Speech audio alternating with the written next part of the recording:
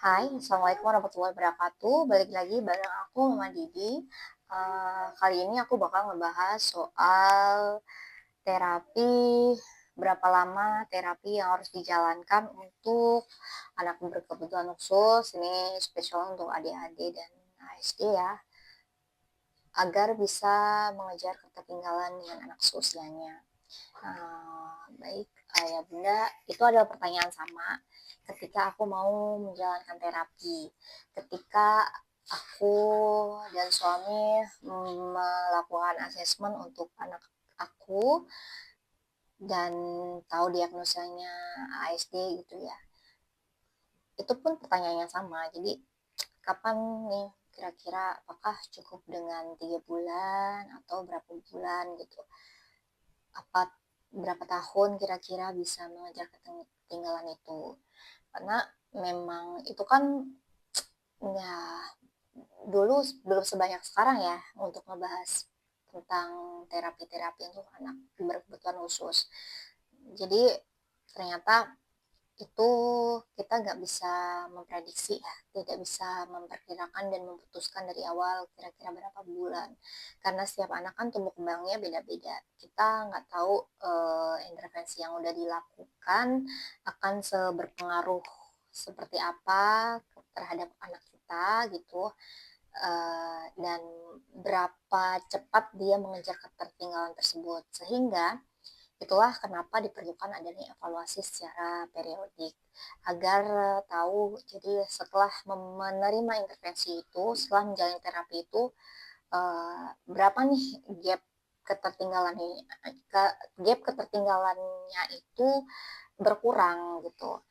Udah sebesar apa progresnya dan lain sebagainya.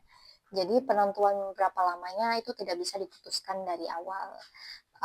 Yang bisa dilihat adalah uh, usianya di usia fisiknya sekarang itu, usia biologisnya.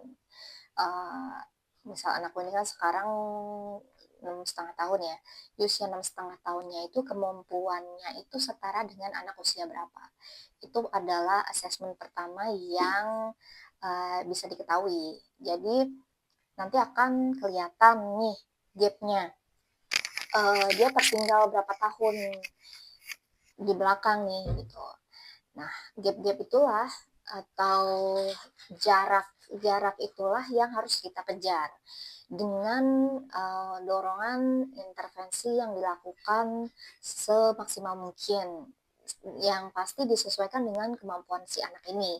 Nggak mungkin si anak diberikan, ibaratnya kita sekolah lah ya, tidak mungkin anak diberikan pelajaran di tingkat 2 gitu, kelas 2 ketika dia di kelas 1 belum lulus. Seperti itulah konsep konsep mudahnya. Sehingga dasarnya itu dulu sebagai pondasinya dia, khususnya untuk motorik kasar dan halusnya itu harus uh, apa ya? Harus kuat dulu.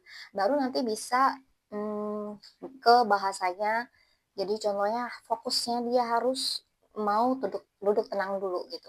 Kalau dia belum bisa duduk tenang, fokusnya belum baik, dia pasti nggak bakal diajarkan wicara gitu. Bahasanya belum akan diajarkan. Cuman bergantung ya. Ketika dia usianya mungkin udah 5 tahun, itu ada terapis yang mengajarkan bahasa itu disisipkan lah dalam dalam pelajaran untuk fokus segala macamnya. Cuman ada juga terapis yang memilih untuk jangan dulu bahasanya, kan nanti percuma gitu kan. Dia aja belum belum kuat di pondasinya, di motorik kasar halusnya masih jauh nih, fokusnya masih kemana-mana, masih duduk tenangnya belum bisa nih, masih bisa kemana-mana, seperti itu.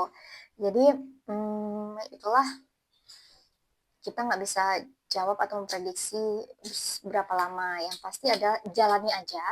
Nanti evaluasinya seperti apa. Harapannya adalah Ananda dapat segera mengejar ketertinggalannya. Sayang kalau tidak dilakukan intervensi, dikejar sama sekali, karena keterlambatan dia akan lebih lama dan tidak bisa apa ya, sangat susah lah. Yang menjalankan terapi aja untuk mengejar ketertinggalan itu susah, apalagi yang tidak menjalankan terapi dan tidak mendapatkan intervensi apapun. Semoga, setelah menonton video ini bisa dapat gambaran lebih jelas. Semoga bermanfaat, jangan lupa like, subscribe. Wassalamualaikum warahmatullahi wabarakatuh.